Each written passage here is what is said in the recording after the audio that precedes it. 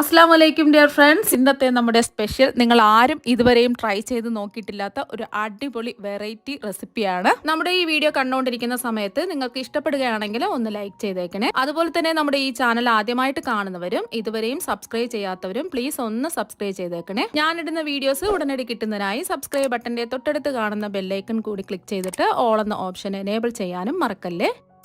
ആദ്യം തന്നെ ഇതിനായിട്ട് ഒരു ബൗളിലേക്ക് 250 ml കപ്പിന് 1 കപ്പ് മൈദ ഇട്ട് കൊടുക്കാം. ഈ മൈദയിലേക്ക് ആവശ്യത്തിനുള്ള ഉപ്പ് ചേർത്ത് കൊടുക്കാം. ഒരു 1/2 ടീസ്പൂൺ ഉപ്പ് ചേർക്കാം.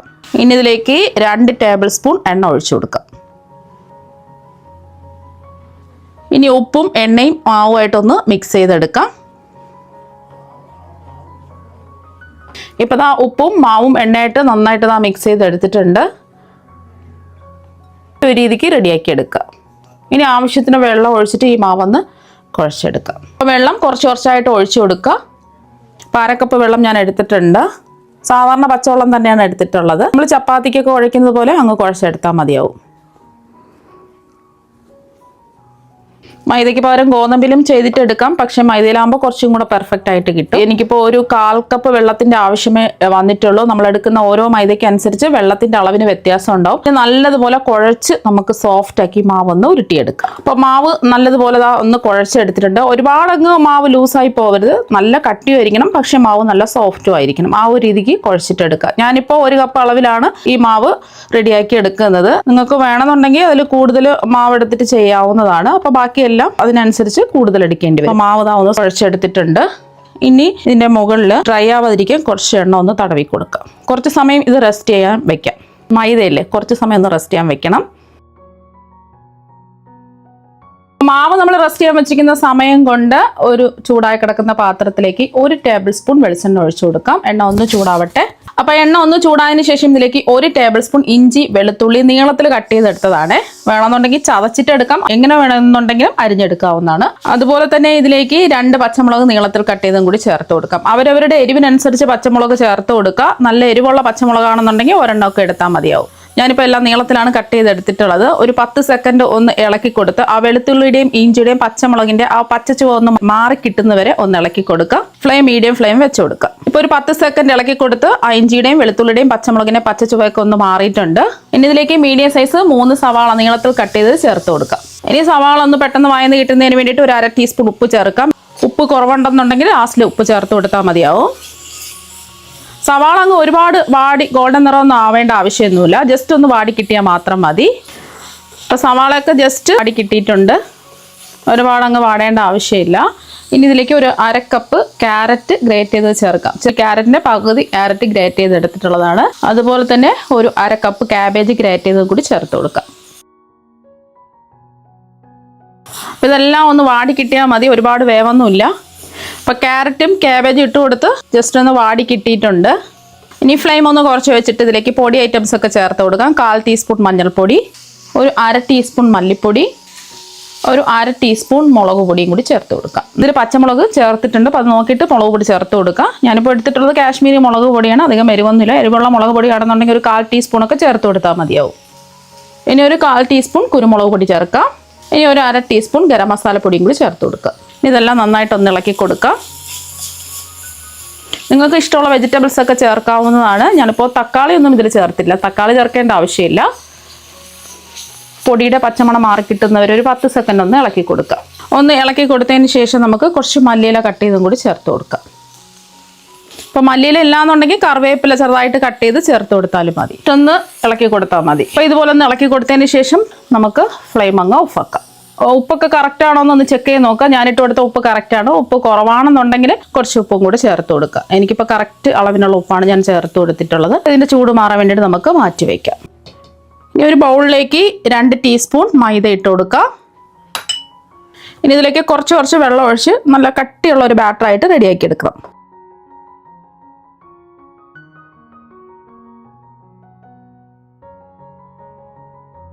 കട്ടകളൊന്നുമില്ലാതെ ഇതാ ഒന്ന് കലക്കി എടുത്തിട്ടുണ്ട്. ഇത് ഇവിടെ ഇരിക്കട്ടെ. നമ്മൾ മാവ് റെസ്റ്റ് ചെയ്യാൻ വെച്ചിട്ട് അരമണിക്കൂറായി. നമ്മൾ ഫില്ലിങ് തയ്യാറാക്കി എടുത്ത സമയം മാത്രമേ മാവ് റെസ്റ്റ് ചെയ്യാൻ വെച്ചിട്ടുള്ളൂ. ഇനി ഒന്നുകൂടി ഈ മാവ് ഒന്ന് കുഴച്ചെടുക്കാം. ഇപ്പോൾ കണ്ടില്ലേ, മാവ് കുറച്ചും കൂടെ ഒന്ന് സോഫ്റ്റ് ആയിട്ട് മാറിയിട്ടുണ്ട്.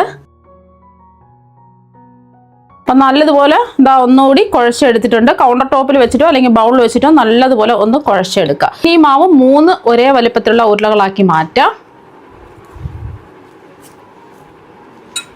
അപ്പോൾ 3 ഒരേ വലിപ്പത്തിലുള്ള ഉരുളകളാക്കി ഇതാ ഉരുട്ടിയെടുത്തിട്ടുണ്ട്.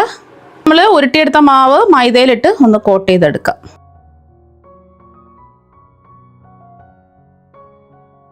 ഇനി ഇതൊന്ന് പരത്തിയെടുക്കാം. നമ്മൾ മൈദയിൽ കോട്ട് ചെയ്തെടുത്ത മാവൊന്ന് പരത്തിയെടുക്കാം. ചപ്പാത്തിക്കൊക്കെ പരത്തിയെടുക്കുന്ന പോലെ അങ്ങ് പരത്തിയെടുത്താൽ മതി. കനം കുറച്ച് ഇതൊന്ന് പരത്തിയെടുത്തിട്ടുണ്ട്.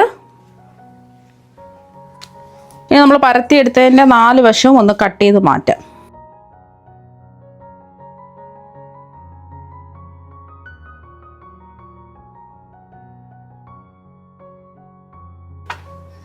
മാവ് നമുക്ക് മാറ്റാം. ഇനി വീണ്ടും ഇതിനെ 2ആയിട്ടൊന്ന് കട്ട് ചെയ്യാം.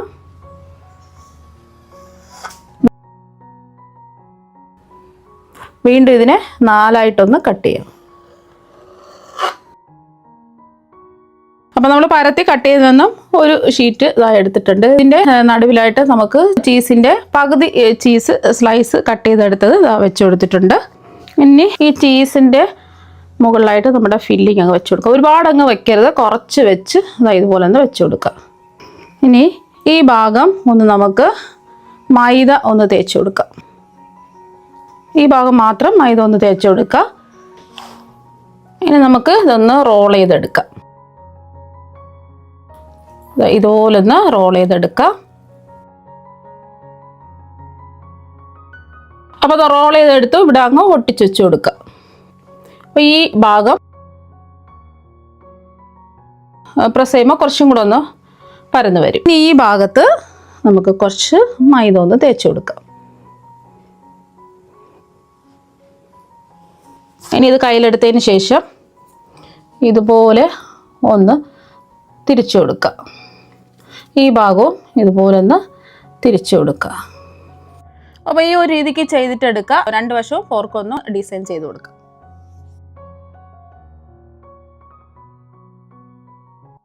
ഇതുപോലെ ഒന്ന് പ്രസ് ചെയ്ത് കൊടുക്കുക. മറുവശം ഇതുപോലെ ചെയ്തിട്ടെടുക്കുക.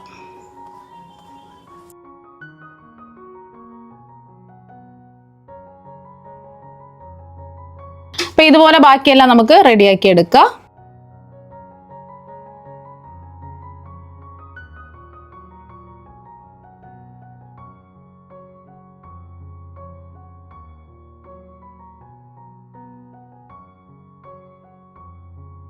ഇപ്പോൾ അതെല്ലാം സിപ്ലോ കവറിലാക്കിയിട്ടുണ്ട്. ഇനി ഇതുപോലെ ഒന്ന് പ്രസ് ചെയ്ത് ഇത് ക്ലോസ് ചെയ്ത് കൊടുക്കാം. ഇത് ഫ്രീസറിൽ വെച്ചിട്ട് ആവശ്യാനുസരണം നമുക്ക് ഫ്രൈ ചെയ്തെടുക്കാവുന്നതാണ്. ഇതുപോലെ ടൈറ്റ് ചെയ്ത് ക്ലോസ് ചെയ്ത് വെക്കുകയാണെന്നുണ്ടെങ്കിൽ ഒരു 2-3 ആഴ്ചയൊക്കെ നമുക്ക് ഫ്രീസറിൽ സൂക്ഷിച്ച് വെക്കാൻ പറ്റും. ഒരു കേടും വരില്ല. ആവശ്യത്തിന് മാത്രം എടുത്ത് ഫ്രൈ ചെയ്തെടുത്താൽ മതി. ഇപ്പം ഞാനിത് അരമണിക്കൂർ ഫ്രിഡ്ജിൽ വെച്ച് സെറ്റ് ചെയ്തിട്ട് എടുത്തിട്ടുണ്ട്. ചൂടായി കിടക്കുന്ന എണ്ണയിലേക്ക് ഓരോന്നായിട്ടിട്ട് ഫ്രൈ ചെയ്തെടുക്കാം.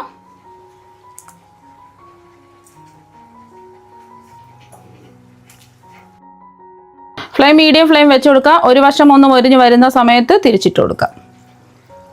അപ്പോൾ തിരിച്ചും മറിച്ചുവിട്ട് നല്ലൊരു ഗോൾഡൻ നിറമായിട്ടുണ്ട്. ഇനി എണ്ണയിൽ നിന്ന് കോരി മാറ്റാം.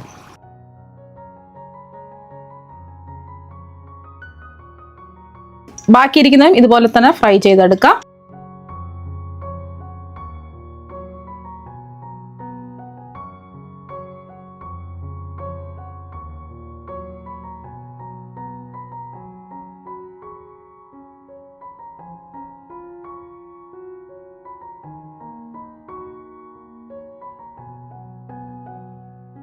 ഇപ്പോൾ ഇതെല്ലാം ഫ്രൈ ചെയ്തെടുത്തിട്ടുണ്ട്. പുറത്ത് നല്ല ക്രിസ്പിയാണ്, നല്ല അടിപൊളി ടേസ്റ്റാണ് കഴിക്കാൻ വേണ്ടിയിട്ട്.